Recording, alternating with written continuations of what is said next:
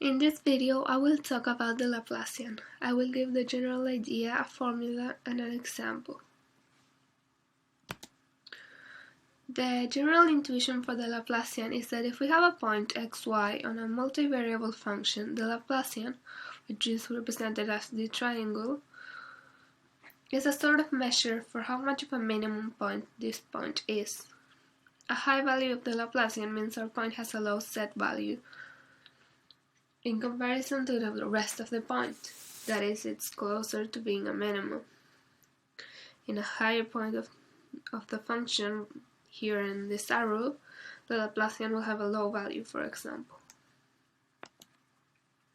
The Laplacian provides information similar to a second derivative in that it measures if we are at a local maximum or minimum by giving us low or high values respectively.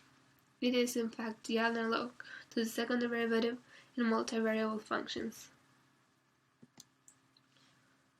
The Laplacian can be expressed as the divergence of the gradient of a function f, that is, nabla dot nabla f.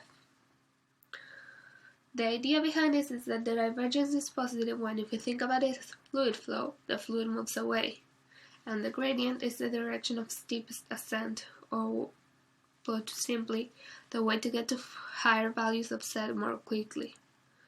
Combining these two ideas, we can get the Laplacian, according to this definition. The other definition is the Laplacian is the sum of all its second partial derivatives with respect to each variable, for example x and y. We said before that the Laplacian is analogous to the second derivative for multivariable functions. This is what this definition is based off of. We can see here the general definition of the Laplacian in sigma notation and an example of a Laplacian. Now, you might wonder how these definitions are equivalent. Well, the formal definition of the gradient is that it's the sum of all partial derivatives of f. It outputs a vector field in multivariable functions. This makes it possible to compute its divergence. The formal definition of its divergence is the sum of all partial derivatives of a vector field V. Then, the divergence of the gradient is the sum of second derivatives. This makes it equivalent to the sum of all second derivatives in the second definition. Now, here's an example for computing the Laplacian of a function. The function shown before is f of xy equals sine of xy plus x squared plus y squared. We will compute its two second partial derivatives. First, with respect to x, the first partial derivative is 2x plus y cosine of xy, and the second is 2 minus y squared sine of xy.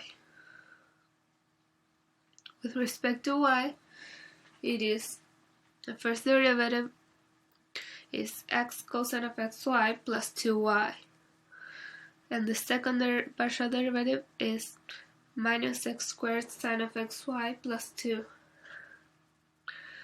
Summing these two up, the 2's cancel out, and we get 2 sine of xy minus y squared x squared, which is the Laplacian of our function.